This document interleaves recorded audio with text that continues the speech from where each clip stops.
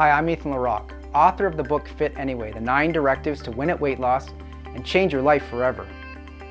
Today's episode is about, are you too old or are you too far out of shape to get back in shape? Many times I've heard, Ethan, I'm too out of shape. I'm not built like you. I'm not fit. And for me to go into the gym and try to even start, it would be like a maddening idea. I'm too out of shape. Or there's some people in life that they feel that, working out and fitness and taking care of your health is for the young people. They've gone through so many things in life and they've gotten to where they are today and they think, why should I even bother? I'm too out of shape, I'm too old. That's what today's episode is about. So I'm going to share with you 6 tips if you are thinking about getting back in shape. And before I do that, I want to tell you something. You're never too old and never too far out of shape to get your fitness back. Trust me. There was a time, and I've shared my story before, where I was severely out of shape. I wasn't doing well in life. And I made the decision not to wallow and make excuses. I was literally at the point where I could not walk, I couldn't run. But I didn't let it stop me. I got up and I walked. And I walked and I walked and I kept walking, and eventually, also with watching what I eat, eventually the weight started to come off. And then I got to the point where I could run and I started jogging a little bit because I had to. That was my starting point. And then once I could jog, I went to what I know, and that was the gym. That was something that I like doing. And I always tell people, do what you want to do, that's something you enjoy. It doesn't have to be working out in a gym or some crazy thing. It's got to be something you like. You can get in shape no matter whether you're 90 years old or 500 pounds. You can do it. You just have to find it within you, and you have to make it part of your plan in life. The first thing I would advise, tip number 1, is visit your doctor first. Go to your doctor. It doesn't have to be, anything complicated. Say, I'm tired of being like this and I'm going to, take care of my fitness. And it's going to involve some physical activity. I'm going to start with walking, or depends on what level you're at in your fitness. Maybe you're not 500 pounds. Maybe you're only like 50 pounds overweight. Still, go to your doctor and get his blessing. Let him know what you're planning on doing. Maybe he'll give you some tips on, what you should be doing, what you should be eating, and do that first. Make that your very first thing. The second thing is educate yourself. Educate yourself through online resources. If you don't have access to a computer, go to a library. But I doubt if that's the case because this is the year 2020. But anyhow, educate yourself. There's online resources. There's channels like mine. Mine, focuses more on the mental aspect of fitness and health. But there are other ones out there that will talk more about what you should lift and how often and what you should be eating. And in fact, this channel is going to have that too. But I'm starting with the most important thing. I'm always thinking in my mind of the foundation has to be set first. Then you start building your home and your house. Then you put the walls in, then you do your plumbing and your wiring, and then you put the roof on, and then, you do things one step at a time. And this is the foundation step. This is the one that affects everything, because no matter what you build on top of that, if you do not have the right foundation, it will fall and you'll end up right back where you started. So find yourself somewhere where you can educate yourself. Online resources, there's courses online. I have a course that I offer, but there are other people out there too.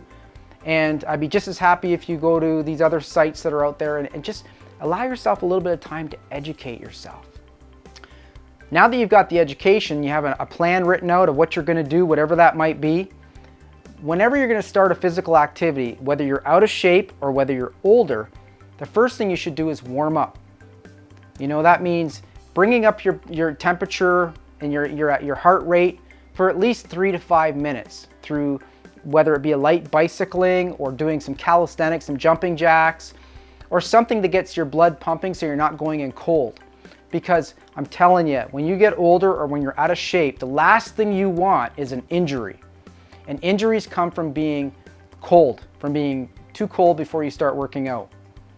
So that one little tip alone can save you agony. I know warming up is boring. Warming up seems like you're wasting time. You could be doing something valuable to yourself rather than warming up. But if you don't take the time to warm up, it will catch up on you, especially if you're getting up there in age or if you're overweight. So my next tip, my fourth tip, is start with just your body. Don't go, if you're going into a gym situation, don't go in there trying to lift the heaviest weight on day one or week one or month one. Start with just your body weight. Make sure that you can do a squat with just your body weight, a push-ups with just your body weight. You know, all these things that you can do with your body weight, doing chair dips with your body weight. If you're a real heavy person, start there. If you're old, start there. Just use your body weight. Don't attempt to put weights on your body, load on your body if you haven't done that in years and think you're going to get a good result. What you're going to do is you're going to tax your tendons where your muscles join in with your bone. You're going to possibly hurt your joints, possibly tear some muscles, possibly injure yourself, which will hinder your ability to move forward. So that seemingly wasted time you think would be a waste warming up is very, very crucial and beneficial to preventing you from having a failure that can be another roadblock between you and your health and fitness. The fifth thing I would say is introduce some cardio into whatever it is you plan on doing. At least 10 minutes when you're starting out, maximum, just 10 minutes. Do something, whether it be going for a run, whether it be doing some sort of a CrossFit, with just your body weight, where you're getting your body moving. Do that for just 10 minutes.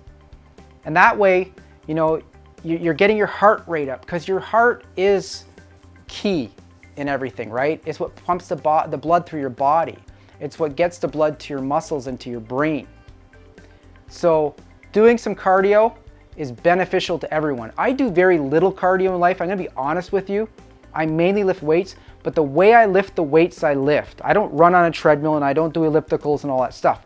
The way I lift my weights, I keep my heart rate up. I do back-to-back workouts. I'll do what they call supersets. And most of my workouts are supersets. I'll do one workout followed by another workout right away and then a rest. Workout followed by another workout and then rest. It keeps my heart rate up and I sweat like crazy. And I have my cardio's up. And what that does is it helps get all the toxins out of my body. It helps get oxygen into my muscles so they can grow and so they can process the nutrients. So doing some cardio in your plan, whatever it might be, even if you're playing basketball, that's a huge cardio there. Hockey, same thing. Soccer's crazy with cardio. So that's my fifth tip. My sixth and final tip is believe in yourself. Stop telling yourself, I'm too old or I'm too out of shape. Believe in yourself. When you start believing in yourself, things will change. And you know what's cool? When you start believing in yourself, other people will start believing in you too. And they will cheer for you. I will cheer for you. Okay? So please, believe in yourself. Stop selling yourself short. You can do this. You can get anything you want in life. You can get your health, your fitness back. You can have better relationships. You can have a better career. You can do better financially. You can do better in many, many ways, but you have to believe in yourself. So I hope today's session serves you. Until we meet again, stay healthy, be happy, and live your life according to your intentions every single day. Hey guys, it's Ethan. I hope you liked that video, because if you did, there are 3 things you can do right now. 1, you can click on subscribe to this channel, and I hope you do, so I can continue to send you free videos every week. 2nd, you can pick up a copy of my brand new book, Fit Anyway, available right now on Amazon.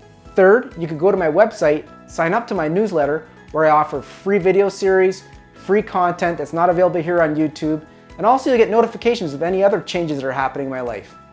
Until we meet again, stay healthy, be happy, and live your life with intention every single day.